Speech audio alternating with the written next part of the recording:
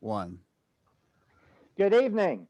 I'm Jim Eskin, and on behalf of Eskin Fundraising Training, it's my pleasure to invite you to our 32nd nonprofit webinar.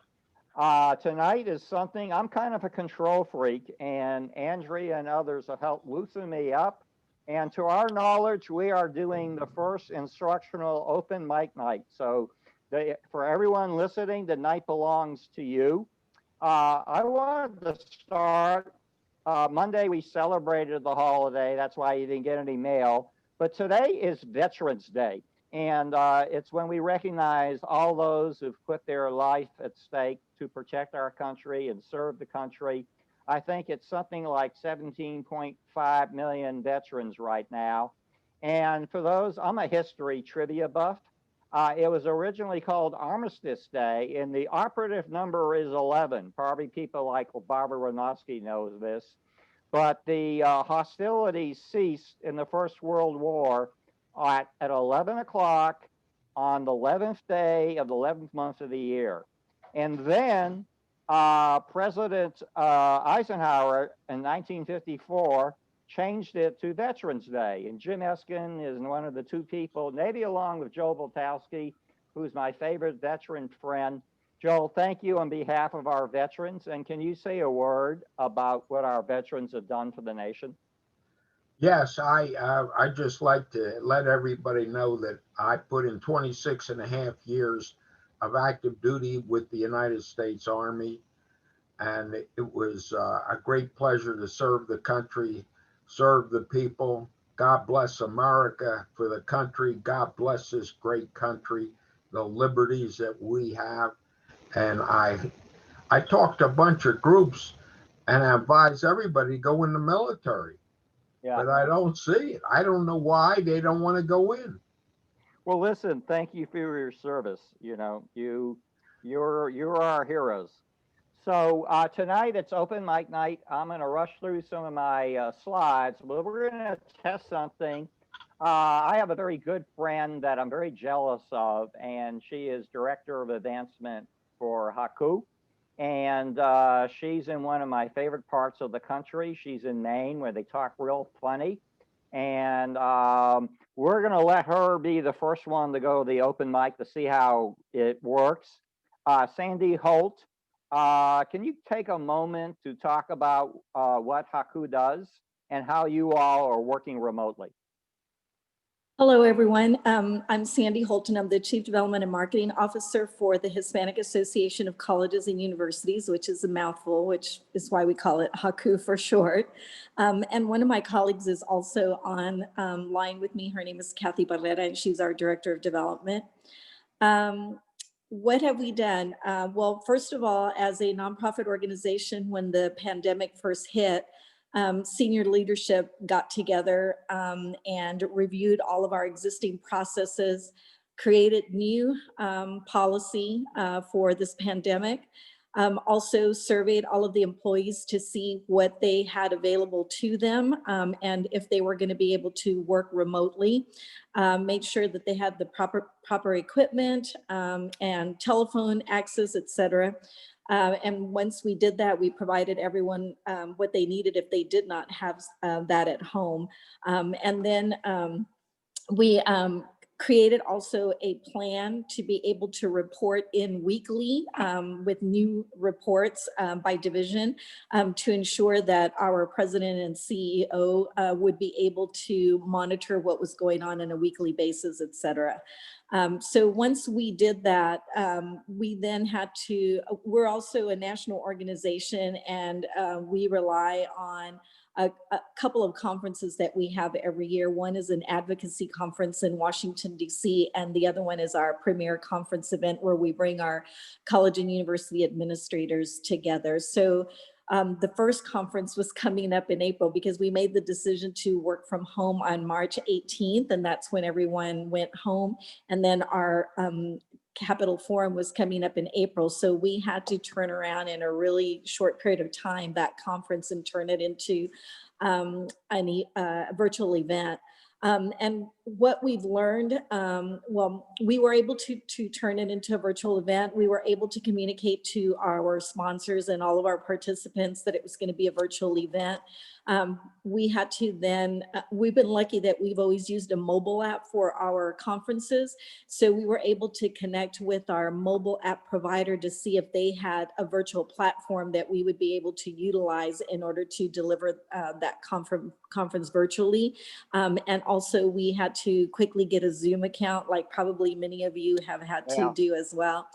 So we did that, and we were able to go ahead and transition that into a virtual conference quite successfully, with little hiccups for the participants to notice. Everything was behind the scenes. It was very stressful because we were all learning through this process. And then we had a turnaround for October, which we just finished, convert our annual conference also to everything virtual. And so with all of this, there's a lot of details.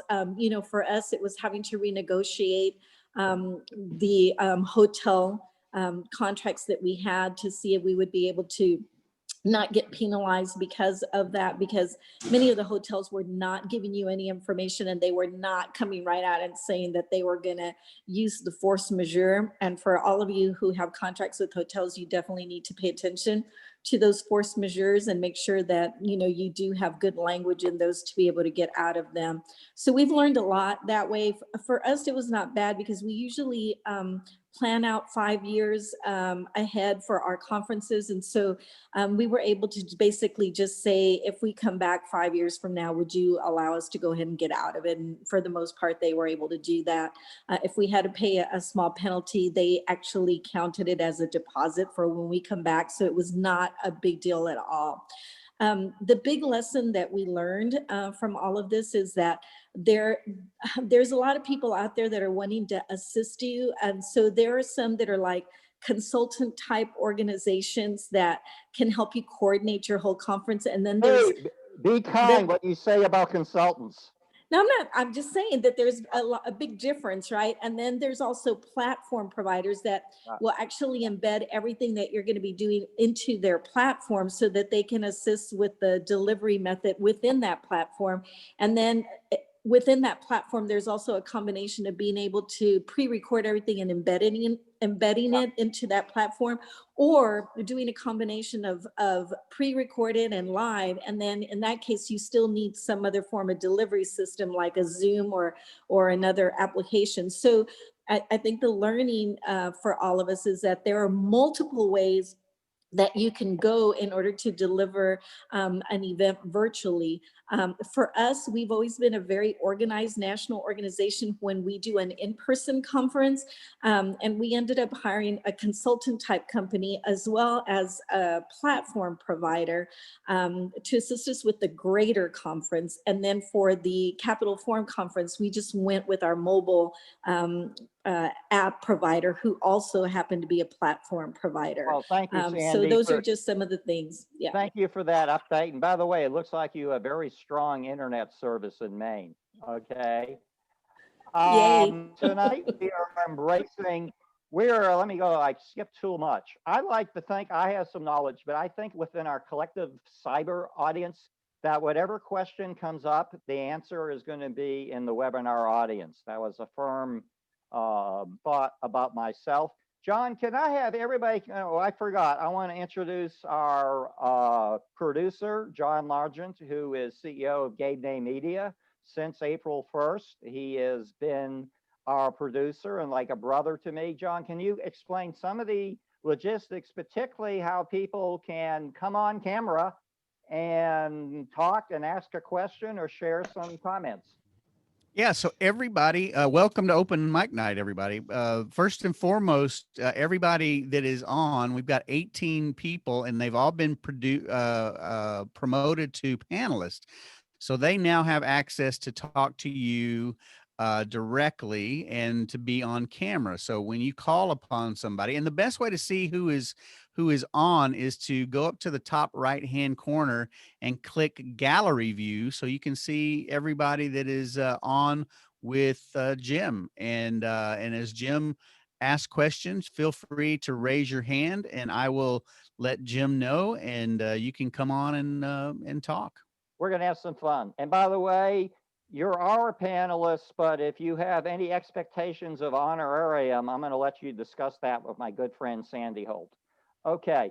We're like to say we're in new ground in fundraising. You know, Sandy and I and everybody else and Catherine Barrera were taught to raise money face to face, you know, particularly when you wanted the larger gifts. But guess what? We have moved now to a virtual environment and we're making it work. We are getting reports of 5, 6, 7-figure gifts. And we think that fundraisers have an advantage as much as any profession. We can work effectively from home, just the way that Sandy is right now. And really, we're going to talk about it tonight. It's a matter really of technology and human touches being mixed. There's still a way to use our personal connections. So as a point of background, myself, my wife, Andrea, launched Eskin fundraising training on June 1st, 2018.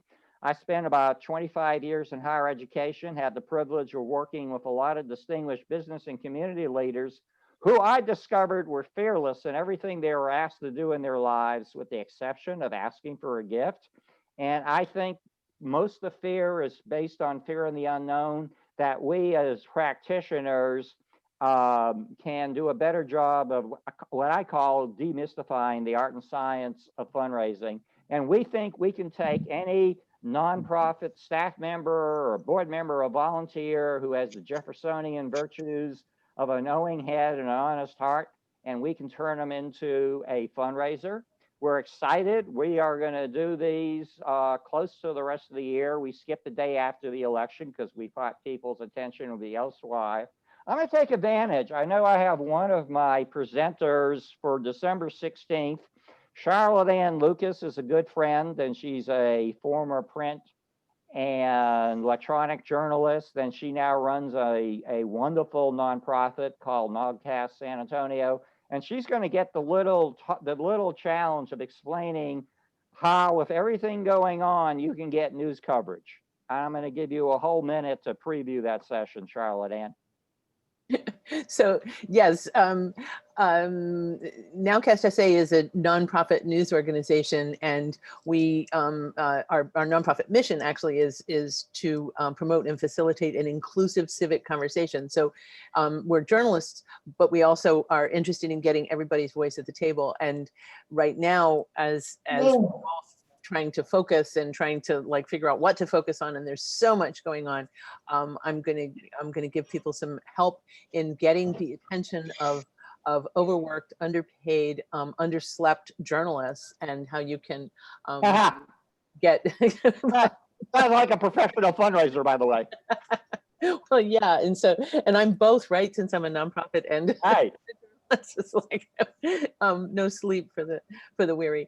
But I think it would be a really good session because it's something that I've worked with folks in companies and organizations and community organizations for years. I started in this business back when there were still manual typewriters in newsrooms, and I think in this day and age when we're all virtual, I have some ideas about how to help everybody help you.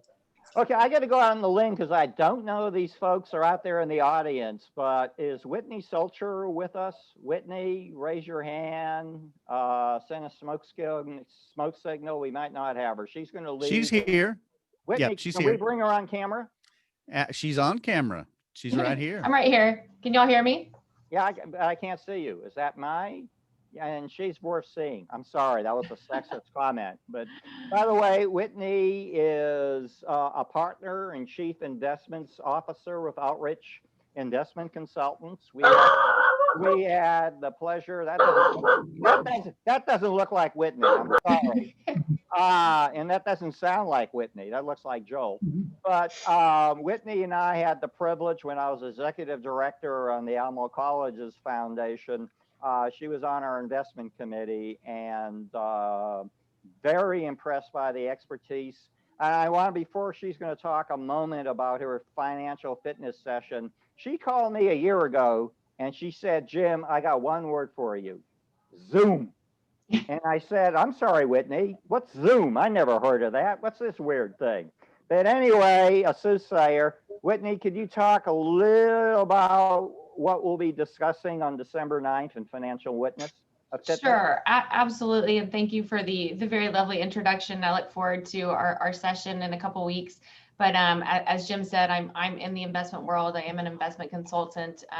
But besides sitting on an investment committee with Jim, I've sat on several, around the city throughout the years and seen a variety of different foundations and endowments. And we also work directly with several foundations and endowments, but really trying to, determine no matter what your size, whether you're small or large, whether you have an endowment or don't have an endowment, how you can really leverage the resources that are around you, whether they're external or part of your board.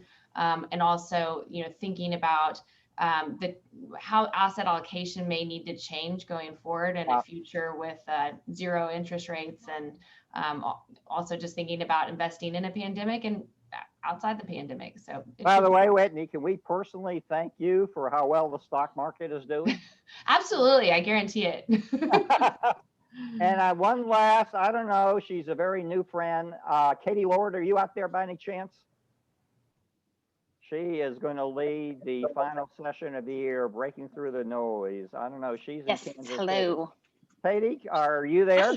Hi, I am. I'm stepping out real quick. Okay, and let's put you, if you know how to, John, can we put her on the screen? She is on the screen. I'm on the screen. Hi. Okay, well, welcome. Katie's a new friend, but I've been following her on LinkedIn a long time.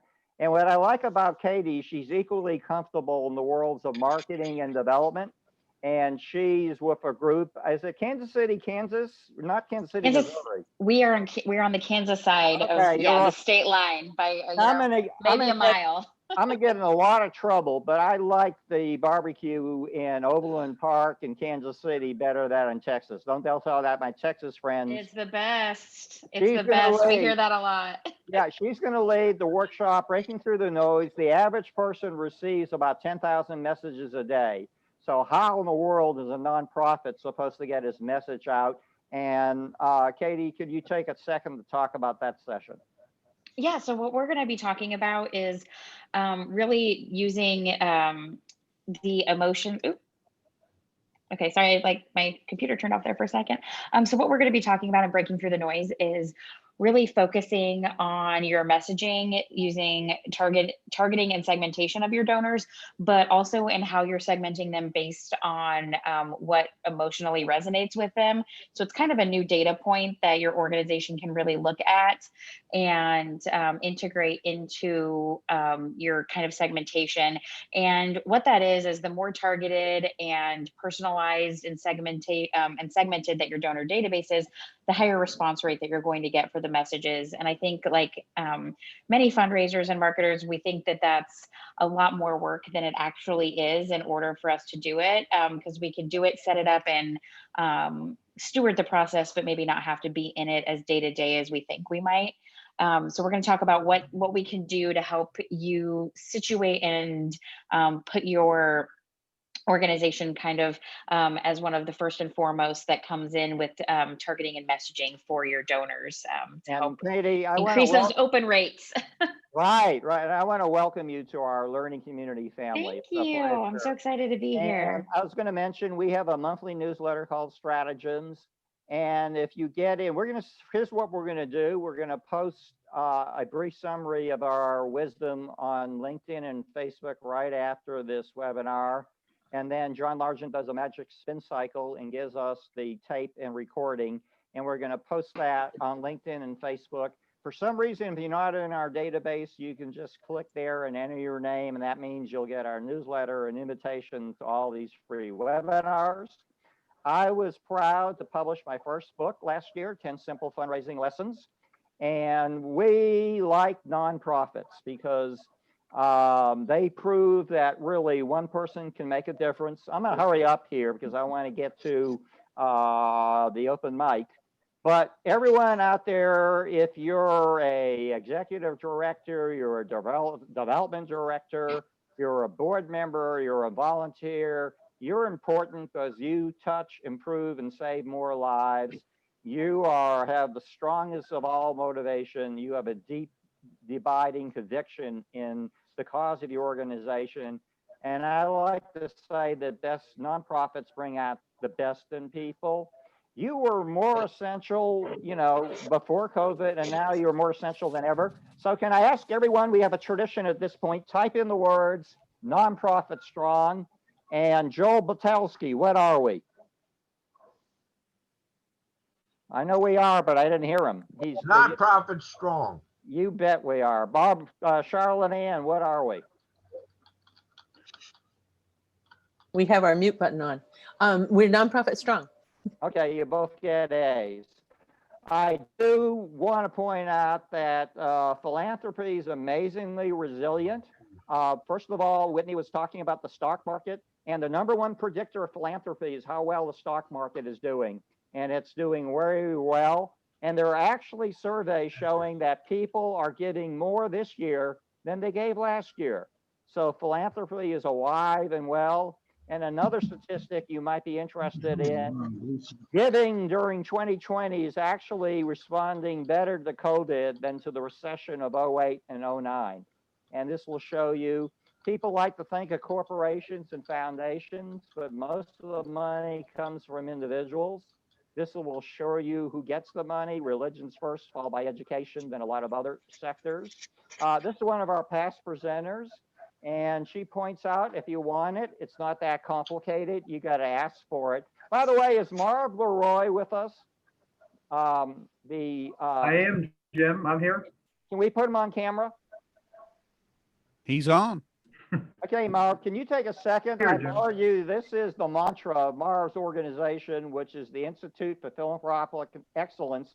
Marv has set a record. He has been either a live workshop or a webinar presenter with me for 5 times. I owe him a drink and more.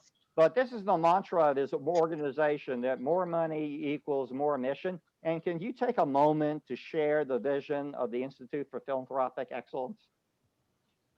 Well, thanks, Jim. And it's been an honor and a privilege to be a part of so many of your great sessions. You've done terrific work, not just in the greater San Antonio area, but all across the country. You have a great audience. Our work is to work with smaller to middle-sized nonprofits. We serve as a consultant in the wide spectrum of resource development, to do a lot of campaigns, not surprisingly, although most of the phone calls right now are, how can you fix our annual fund Yeah. with what we've experienced over the last year. Thankfully, philanthropy is continuing to perk along as we knew it would. I know most of you on the screen are probably like me. We haven't spent a lot of money because we've been sitting at home doing not much other than maybe online shopping. So it's not surprising that people are finding causes that are inspiring them and wanting to do great things. We've had the great joy of being part of campaigns even during this COVID pandemic year, where we've been making 7-figure asks on Zoom. Thank God for Zoom. I think you might get some questions we're going to bring in, Marv. Okay. I've been jumping through here, but there are 1.5 million nonprofits in the country, 100,000 in Texas, 6,000 in San Antonio. And guess what? The overwhelming majority of them are small. But small, there's an advantage. You can be nimble. Eskin Fundraising Trading small. I woke up one morning in March and told Andrea, we have to shift the webinar, we have to shift the programming, and guess what? We took a look at our 2 cats, we took a vote, and the next day we made that shift. So you small organizations can be very nimble. Here's how we're going to approach the questions tonight. We're going to do it in 4 sections. First, we're going to talk about discovery. Discovery is identifying who are our best prospects. Why are they likely good prospects? I use a little formula called CIA, capacity, inclination, and access. We're going to talk about cultivation, how you forge a personal and emotional bond, or we're going to invite you to ask questions. And usually the rule of thumb is the more time you spend with a prospect or a donor, guess what?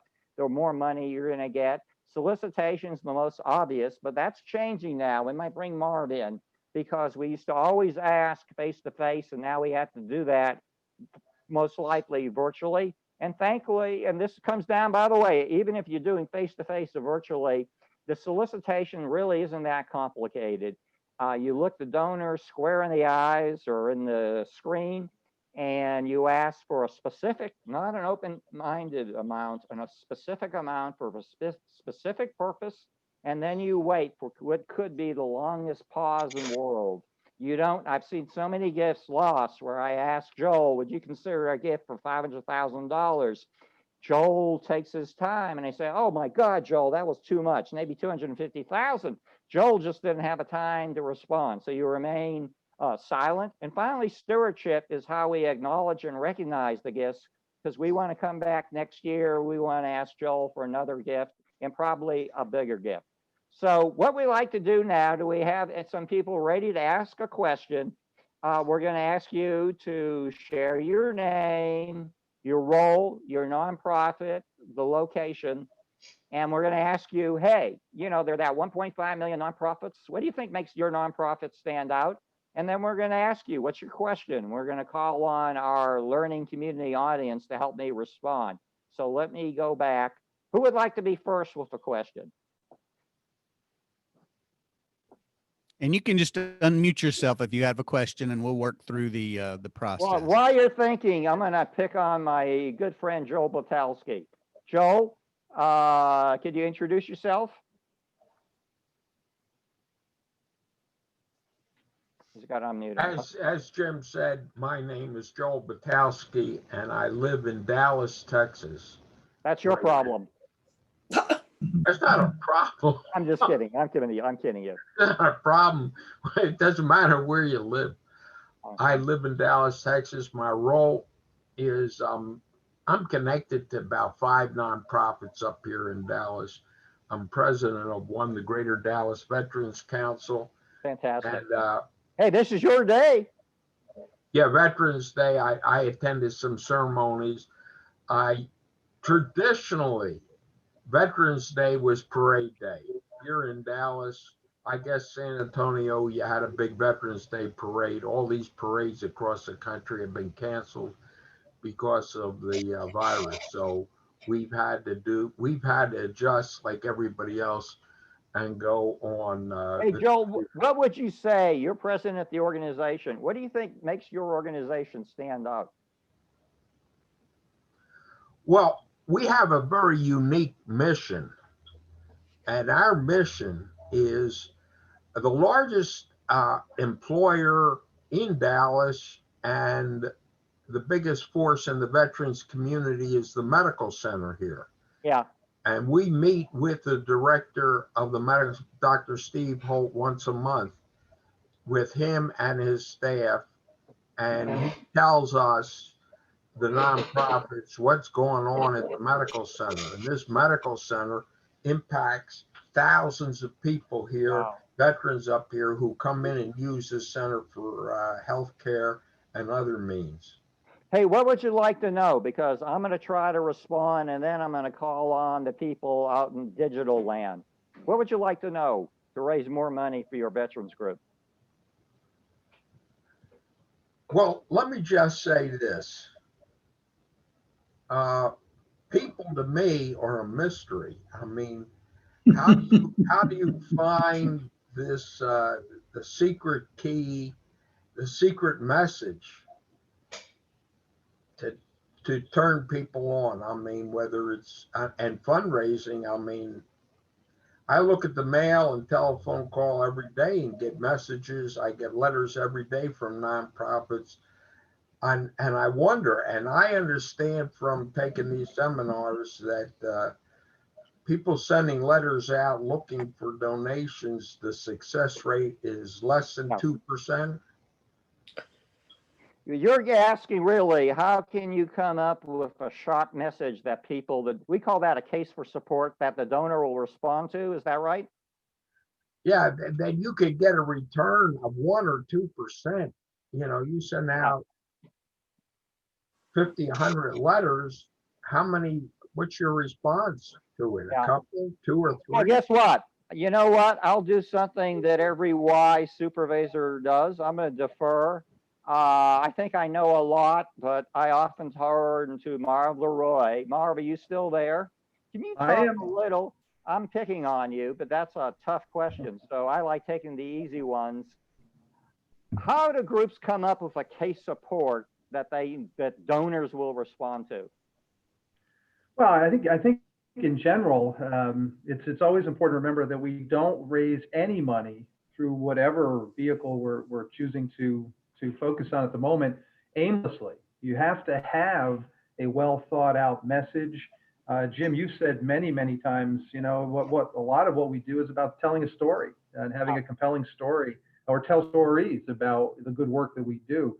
So I think whether it's a direct mail solicitation or a solicitation proposal that you're writing for a larger gift, or meeting with a program officer of a foundation, you have to have a clear message. And most of the time you spend fundraising is crafting those messages, learning about your audience and what's going to inspire them and what will resonate for them, and then carrying it out and doing it in a very personal level. Okay. So I would say I'm not a big fan of direct mail, but every nonprofit fundraising program needs a direct mail component, because direct mail really takes you to a larger audience and brings in newer faces that you can build relationships with down the road. The real money in fundraising is face-to-face, larger major gift fundraising, but you don't get there without going through those early hoops in the process.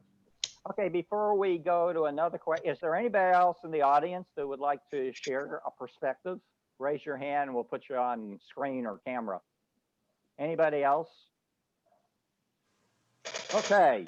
Joel, thank you very much for your service. You're our veteran and this is your day. So I'd like to, is someone else in the audience ready with a question? If not, I might pick on people. Catherine, do you have a question? I'll think of one while I introduce myself. Okay, So, okay. Oh, go ahead. Go ahead. So I'm Catherine Barrera. I'm with the Hispanic Association of Colleges and Universities. Sandy kind of introduced me earlier when she introduced herself. Are you in Maine or Texas? I am in Texas. I'm in sunny San Antonio. Jim, with you. Okay. We are small nonprofit in terms of our staff, but we are large in terms of the number of people that we reach. We have 539 member institutions across the United States, Latin America, Puerto Rico, and Spain. I think what your first question was, what makes us special? What makes us special is our mission, which is to champion Hispanic higher education success.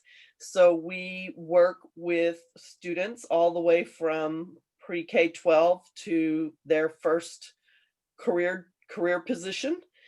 I think for me and my responsibility, of course, is finding partners and sponsors primarily around our events.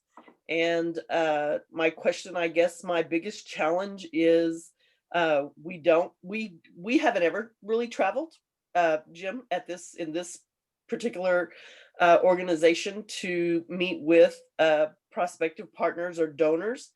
So we've always done everything via telephone, and now actually adding these Zoom and other platforms that allow us to do face-to-face.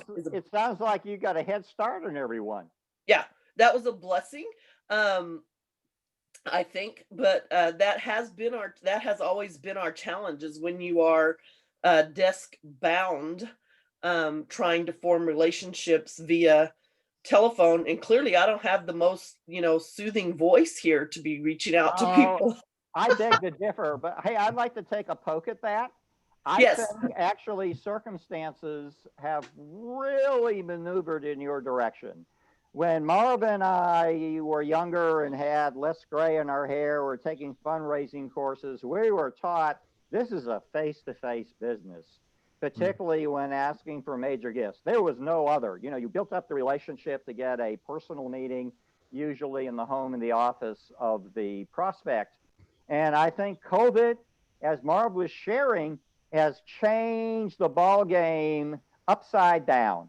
We are seeing cultivation, we are seeing stewardship, and we're even seeing solicitation done virtually. And Marv was talking about, we're seeing, I'm not talking $10,000, and I have nothing against a $10,000 gift, but we're talking about 5, 6, and 7 figures. And so I think Catherine and Sandy, the world has moved in your direction. It is going to be a lot more used to and accepting of the virtual ask than it ever has before.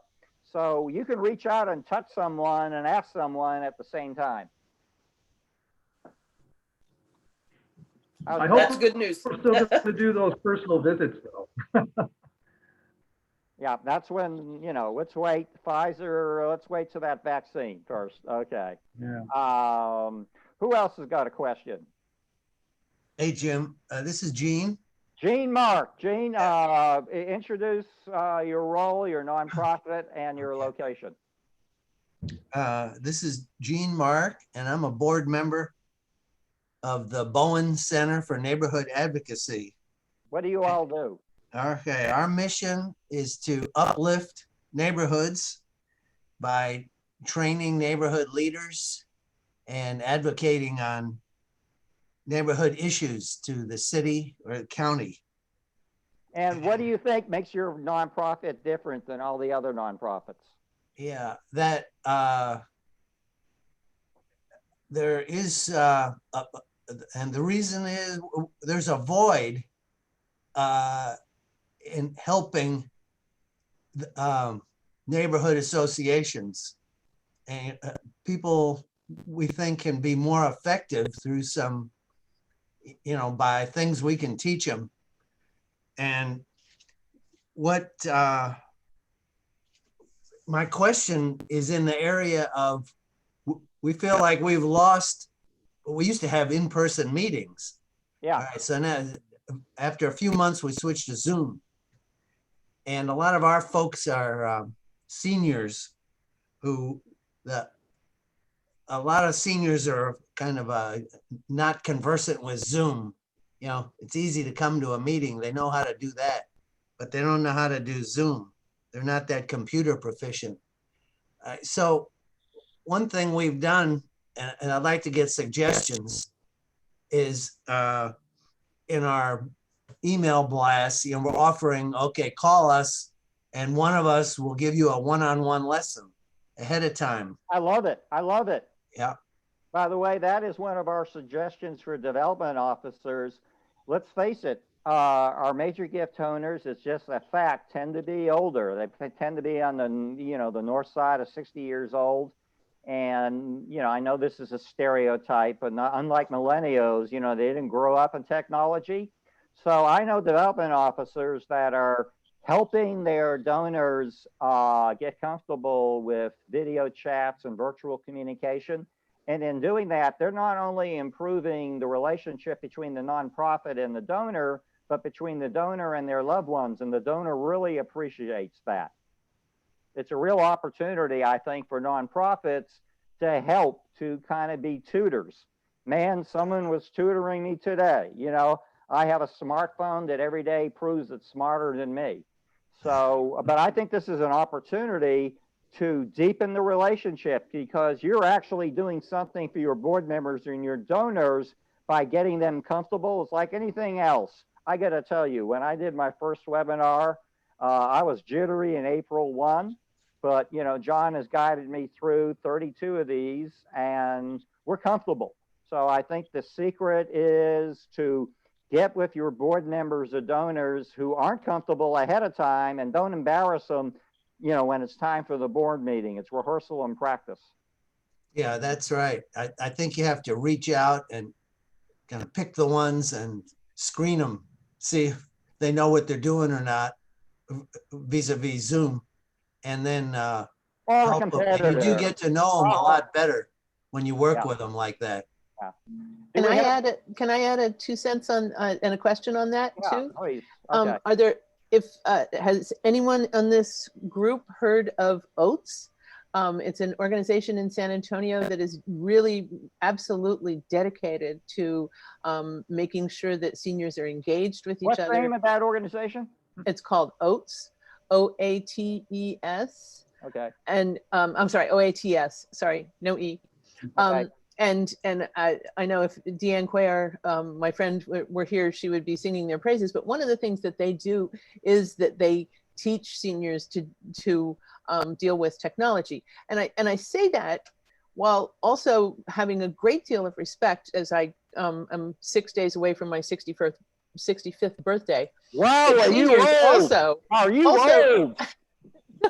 but my mother, who is 83 years old, helped put University of Pennsylvania Med School Library on the internet.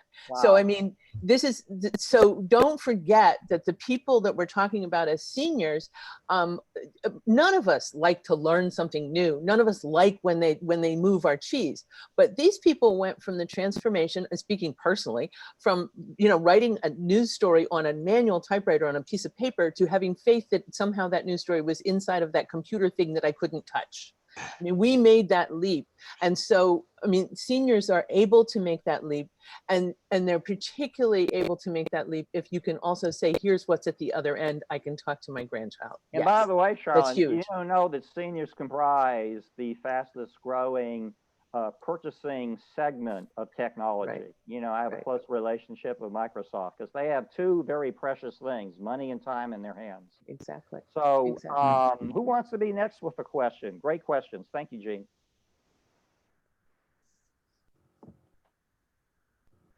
Who else do we have out there? If not, Don let's- Gleason will jump for it. what's that? I said Don Gleason will jump for Don it. Gleason's a good guy. Let's put him on camera. He has so many nonprofits. I know. Thank you. You were Just a one. former chair of the American Red Cross, and now you have formed your own nonprofit. Can we bring Yep. Don on camera? I should be here. I can see myself. Okay. Well, that's worth seeing. That's What's right. your, talk a little about introduce yourself first, Yeah. Don. So Don Gleason, going back to Joel, 27 years and 8 days Air Force. Thank you for your service. This is your day. Thank you for your Yeah. service. Yeah, appreciate it. Got out to CPK, gave me a good lunch today for free, so I love it. So Sound like a development officer. that's right. That's right. So I did 27 years Air Force, 9 years management consulting with Booz Allen, was on the Red Cross board for 8 years, finished up as the, like I said, board chair this last June.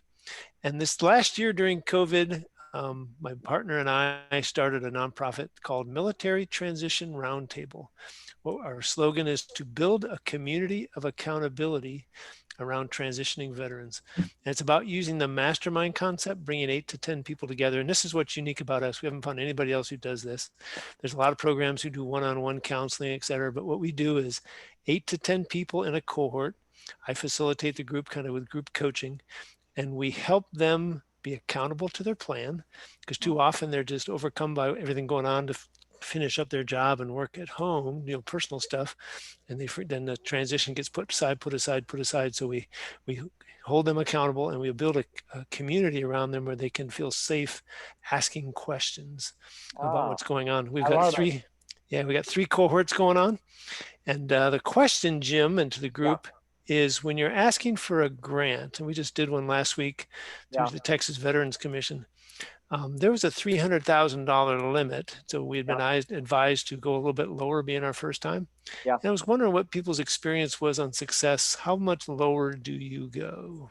Oh, that's, I'm thinking I'm going to bring Marv in, and I'm wondering who else, In fact, I won't even say anything. Marv, I owe the next beer. Take that one first. Don, can you just repeat the question? I only heard part of it. I've got a little bit of an interruption. Okay, Marv, he was asking, they're putting in for a grant, and the limit they can ask for is 300,000.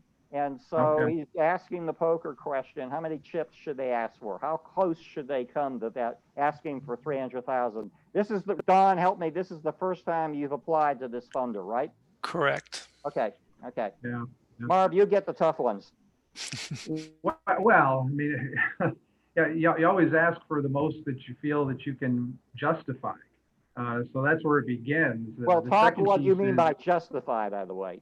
Let's explain. Well, just because you have a limit that you can go up to, you don't just go to the limit and then not be able to, make the case for why you need that money and that you'll spend it well. I'm curious, do you have a established relationship with a program officer at the foundation or the grant making organization? Are you talking with somebody there who's helping you? We have several relationships, but I don't know how strong they are. I guess you're going to find out, right? I would, That's right. yeah, I would suggest that would Thank you, Mark. be a next conversation Okay. to find out from them. Also to do a little homework to find out what other organizations are getting from them in grants. And to kind of assess yours or measure yours against theirs and the impact and magnitude of their services, and then come to a number. You know, look, I'm a fundraiser. I'll encourage you to ask for the most you feel that you can warrant.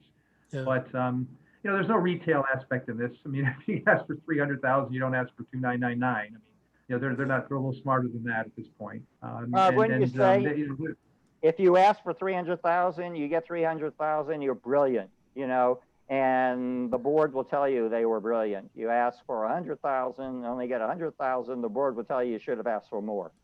Yep. I mean, it's Yeah, tough. and It's like there- science. yeah, government agencies who use a grant model are notorious for, and this is a horrible terminology, but it's one used. It's a professional fundraising term. They cut the baby in half. Yeah. You know, it's almost expected that you'll ask for twice as much as you need because they're going to cut it in half. And they play this game, and I think some of that is going away because everybody's smarter now. You know, we don't get fooled by that process anymore. I will say, however, I feel obligated to say, I'm not a big fan of using grants to fund anything operationally.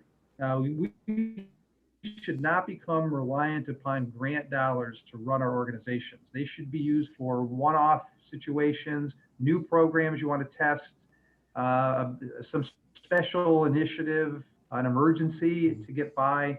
But I really don't do feel good about nonprofits that become dependent upon grant income to run their organizations. They're Right. too fickle. I appreciate that. Right. We've got a list of about 25 people, the top 5 or 6 that we're working on building relationships with. I mean, we just got our IRS number Right. tax exempt thing about a month ago. We've been in And business about 7 months. So Hey, Don, can I brag on you? You have Sure. come to all the live sessions and webinars. It sounds like you're doing everything well. You're learning it I'm well. learning a lot. Okay, before I have someone I want to bring in, but is there someone else with a question? And before I call on someone. Thank you much. Jim, let me just add one more thing for Don. We're doing a fair number of projects right now with organizations that are involved with veterans, military operations and things. And I was astounded to learn that there are near 60,000 organizations in America serving veterans. You're in a crowded space and they're all applying for grants. So Godspeed.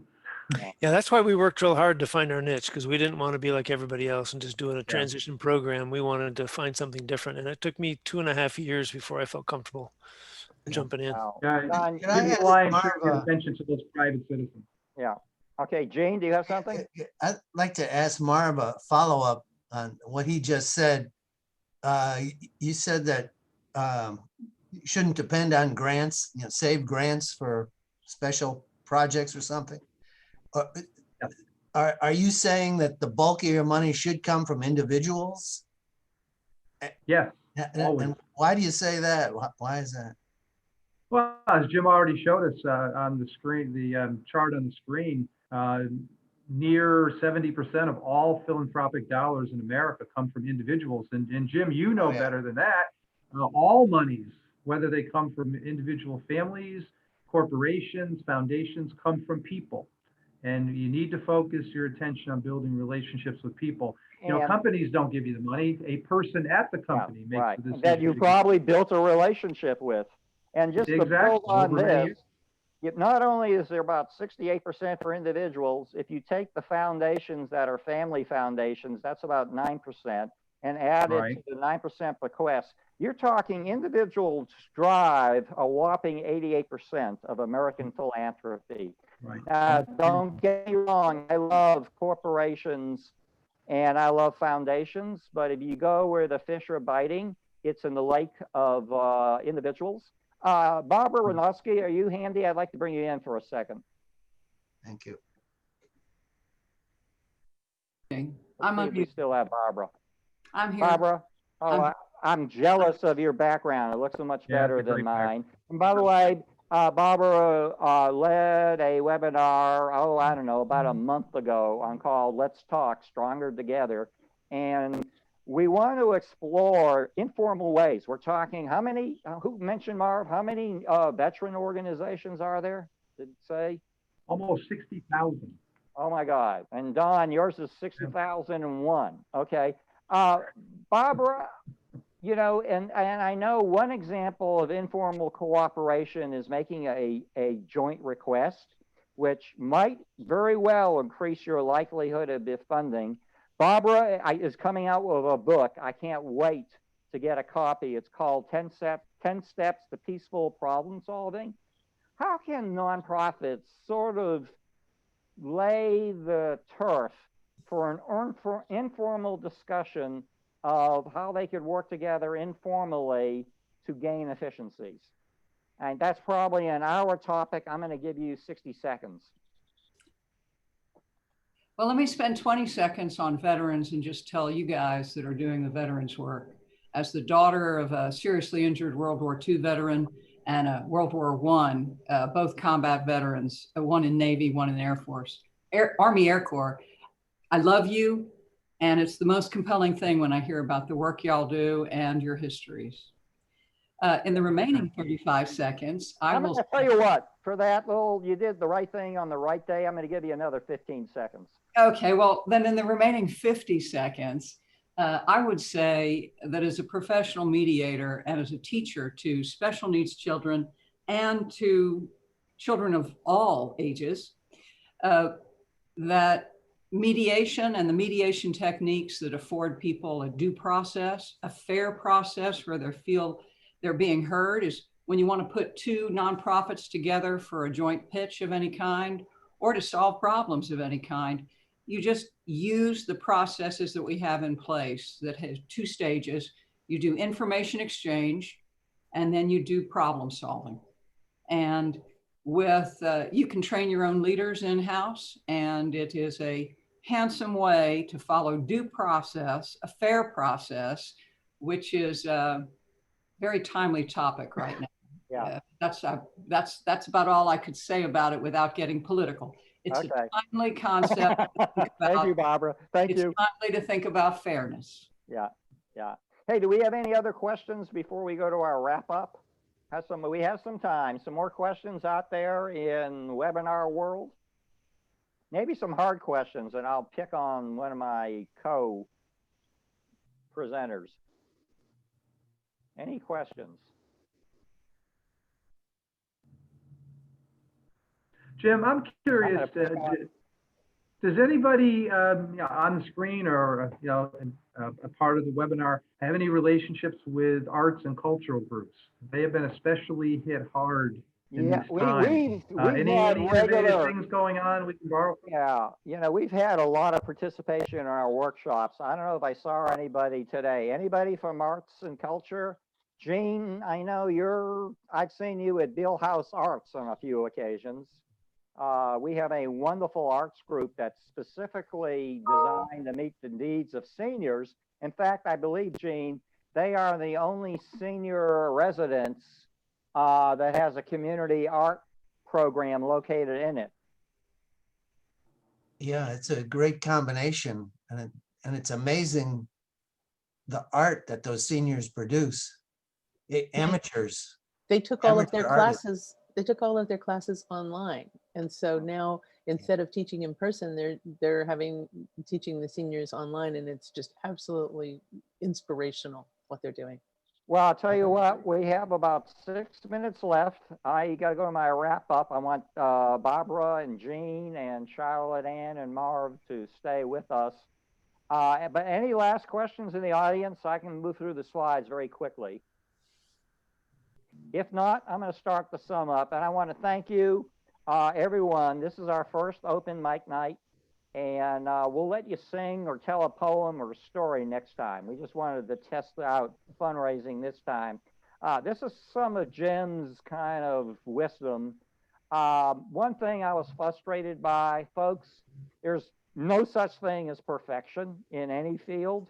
And I got to tell you, my hair is gray. So many times we were told to wait for the sun and the moon and the stars to align. Starting and beginning to ask is better than waiting for perfection. Some proven money making ideas. Number one, we had Erica Worsdorp on about 3 weeks ago. She is the mother of monthly giving. Monthly giving is such a no brainer. It retains your donors twice as high as annual donors, and there's 6 times the likelihood that your monthly donor is going to make a legacy gift, which can be a lot bigger. We were talking about mixing high tech and high touch activities. One of the things that I'm ferociously fond of is the handwritten note. The average person receives how many? 121 emails a day. That's the average person. Some of you might receive more. How many handwritten notes? I'm challenging my executive directors and board members and directors of development every day. Send a handwritten note to a donor or a donor prospect. Believe me, it's going to stand out a lot more than all other communication. And by the way, Katie Lord, are you still with us? I'll keep on going. Another one, it's amazing what we can do. The cameras and these smart devices is making your own video and letting donors see for themselves the impact of their gift dollars. You can do that with your own smart device. We're saying too, again, virtual, high tech and high touch. People are at home. So it's more likely that you can reach them by video chat or audio phone call or smoke signals, whatever your communication is. I have a friend who's a development officer. She makes killer chocolate chip cookies. Who doesn't like a chocolate chip cookie?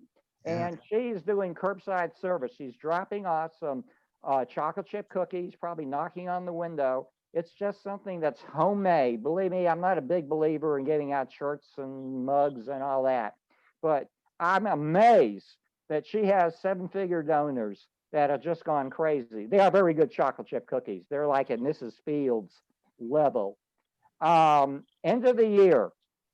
Typically, about 1/3 of all annual givings made during the month of December. We are coming to the Super Bowl of philanthropy.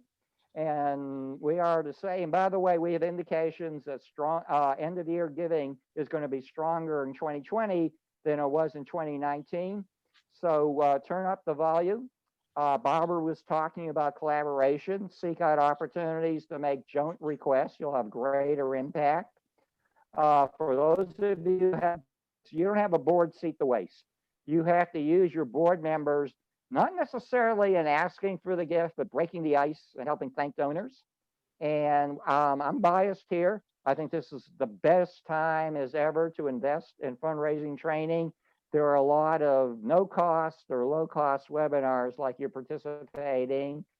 One of my favorites is asking for unrestricted money. And one of the things we're seeing from foundations and major funders, they're giving donors a lot more flexibility. You have a much better chance of getting an unrestricted gift than you ever did before. We're finding out that virtual events are working. Your cost of conducting the event goes down to nothing like nil. Some people are either holding phantom events. There's no event, but people don't go to events for the rubber chicken. They want to champion that cause. And you can send people that video, tell them what their gift dollars are doing. By the way, is Beth Keogh out there? This is when you take a chance. But anyway, she's my legacy giving expert. Barbara, you might be a little closer to here. There's a group called Free Will that's online and said it's seen a 400% increase in people doing estate plans because we're being reminded of our own mortality. And, it sounds complicated, but 90% of estate gifts are either bequests, it's retirement plans, or life insurance policies. And this works very good with your repeat donors of 2 or 3 years. Doesn't matter the amount. And we're talking to, if you got some board members that are reluctant to get involved in fundraising, we say they should get involved, give them assignments just to randomly thank donors. You know, they expect it from staff, but you wear the crown of influence, like Gene is a board member from the Bowen Center, and when he calls to thank a donor. And we have a researcher named Penelope Burke, and she says that's for minute, one of the biggest return on investments is having your board members make those type of calls. Hey, a cat got in there. That's my cat, Billy. And we were talking about telling a perfect story. We're talking about ask, and if you know our cats, you're going to ask for treats. I'm going to sum up here. I want to thank everyone. We're going to continue this open mic night approach. John Largent, I'm going to consider this a success. Okay. And the night before Thanksgiving, we think this is going to be, by the way, I give a money back guarantee for every webinar. The more you ask, the more you're going to give. And that's a money back guarantee from Jim Eskin. Okay. We're going to try it the day before Thanksgiving, November 25th. We don't think as many people will be traveling. We don't think the family gatherings will be large. And so we're going to give an open night, and we're going to ask nonprofits to share what they're giving thanks for. And I'm going to ask them this question. If I don't think I can, but by the November 25th, if I could award you $1 million grant or gift, well, how would you use it? So we're going to ask you that question. I close every show with this quote from President Kennedy made at American University, June 10th, 1963. And it gives me goosebumps because I think he's speaking to us right now that our most basic link is that we all inhabit the small planet. We all breathe the same air. We all cherish our children's future. And folks, we're all mortal. So I want to thank all of you there in our SAGE learning community.